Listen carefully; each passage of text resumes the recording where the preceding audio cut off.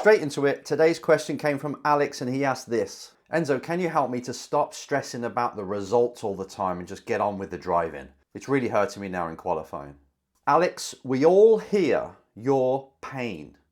And everybody who is under the pressure to perform hears that pain. You don't have to be a race driver. This is for everybody. Thinking about the results, the long term, what you want to get out of it, all the pressures of what if I don't actually perform today? What if I get exposed? What will so-and-so think if I don't perform today? That's crippling.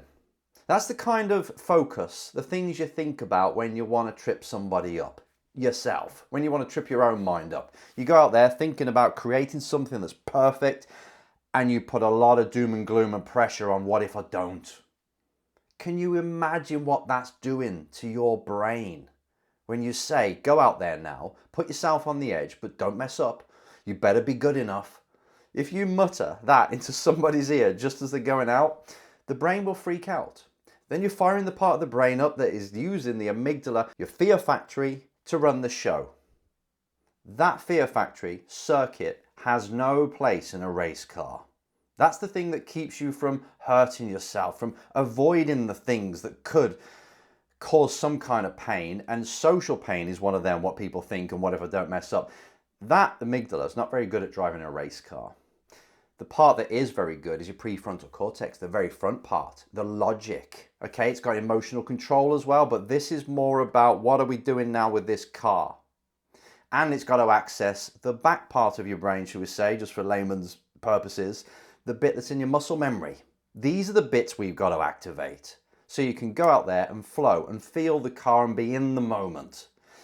So anybody who goes out there thinking of results, thinking of holding on to a result, that's another one. I've only got to get P3. You watch what happens to your nerves when you're in P3. You start to tense up. Before you know it, P4's got you. Same thing. So let's just bring the tempo down a little bit. If you want to get the best out of yourself as a driver and as a performer, what do you think you've got to think about? What do you think you've got to tell the brain to focus on, or where the focus has got to go? On the job in hand. When you're controlling a race car around a circuit at gazillion miles an hour, kilometers an hour, wheel to wheel with other cars, you think that would be enough to grab your focus and you better think about the driving. You better think about this corner that's coming up at so many 100 miles an hour now, because you've got to brake exactly on that meter where you want to brake. How many feet before the corner? That's where you've got to brake. You've got to feel the car, you've got to get it in, plan for the exit. It's amazing how we've got all this going on when we're in the cockpit. However, our habits of tensing up because we are worried we're not fast enough, and if we see the lap time and it doesn't look very quick, how all of a sudden all that stuff that we should be thinking of is then sort of put to one side, and then we're just on defense. Listen, Alex, and everybody out there, this has to be trained. If you want to go out there and focus on what you've got to focus on, guess what you've got to do over and over and over again? You've got to put the reps in on thinking about what is coming in the next 3, 4, 5 seconds. And as an experiment, in your next test day, when you're next on the track, free practice or whatever it is, I want you to see how long you can do that for. Just stay absolutely focused with this nano goldfish memory of what's going to happen in the next 5 seconds, say, and keep your head there and see how many laps you can do.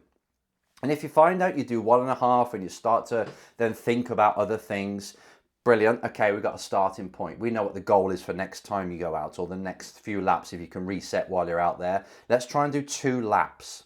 You can even talk to yourself out loud. Right, 100 meter, you say. I always say this, right? 100 meter marks coming up. I'm going to brake on that bad boy.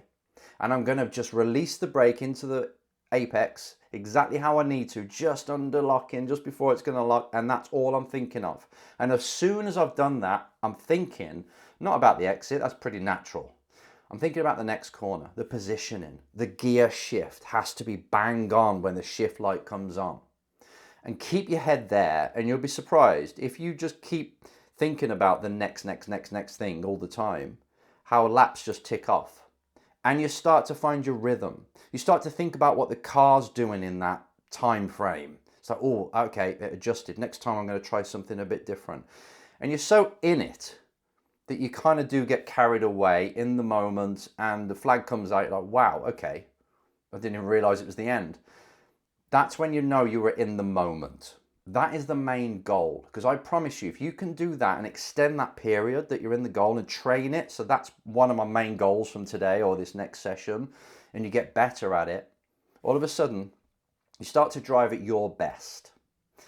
And you start to be a bit more connected with the car, so your feedback for the team or the mechanic or the engineer is better as well. You're just there.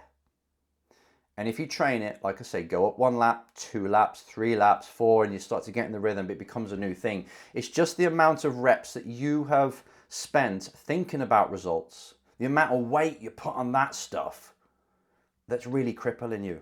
And I see parents doing it all the time, especially parents when they're bringing people into the sport, their son or daughter into the sport a bit late on, and they're in the sport for like 2 or 3 years, and they expect that driver, their beautiful son or daughter, to be as quick as the drivers that have been doing it for 12 years already. So we're all a bit deluded as well, and I get it, and I'll tell you why I get it in a minute, but we're all a bit deluded, and our expectations are completely not aligned with reality. And we're just facing, all I've got to do is drive this car around this track as quick as possible. And that's my job as a driver. Everybody has to take a chill pill when it comes to the results, because the results are just an outcome. The end of the mathematical equation of what you've done up to that point. It's after the equal sign. It's the plus, plus, plus.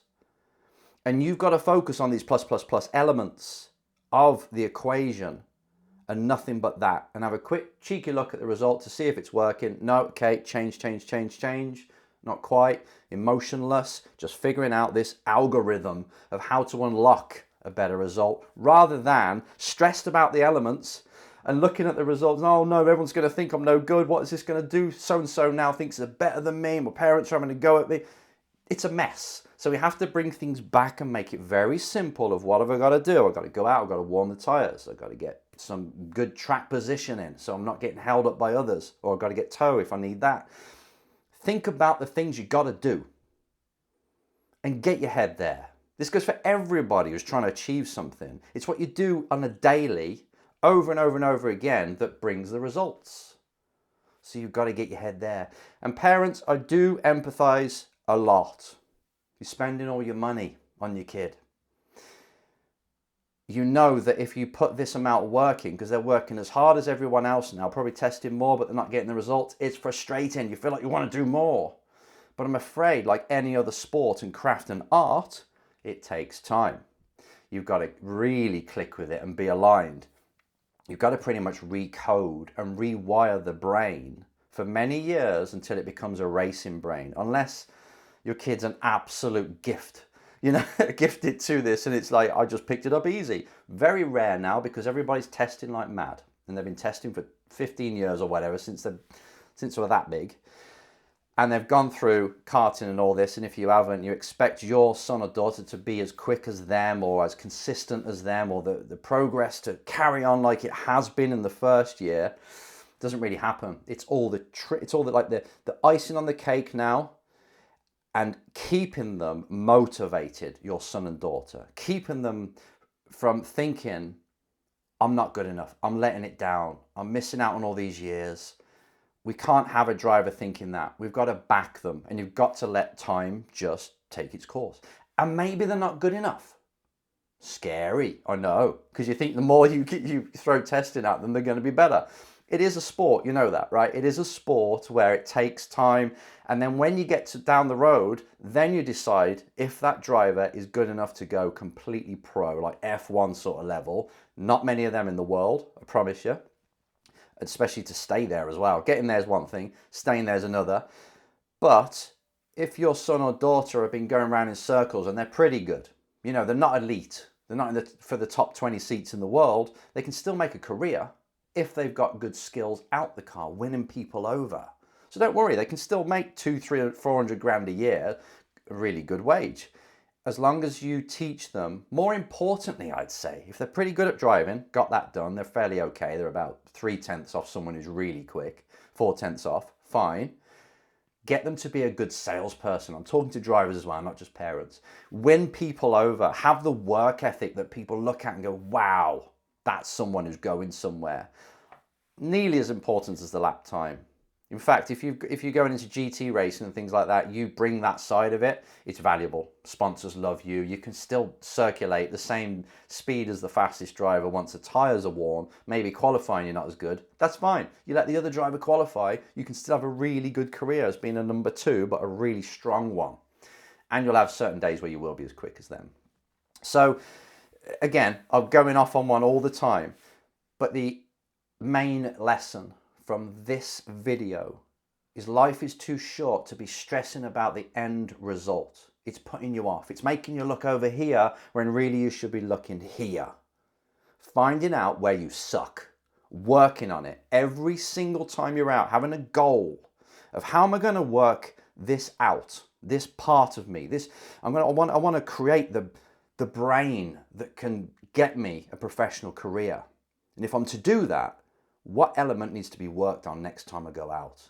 And it's not about thinking about the results and stuff like that. It's more like, can I train it to stay in the now just that bit more? Can I train it to be within that 5-second range and just see how that goes? Maybe for me, I need to be a bit more 10-second range. Fine. You find your feet out there. In saying all that, the main thing is just stay in the now. And if you look after that bit, and keep evolving and be so honest and self-aware about where you do suck and what you want to work on and put that into the next session, you're going to stand a great chance of having a career. See you next time.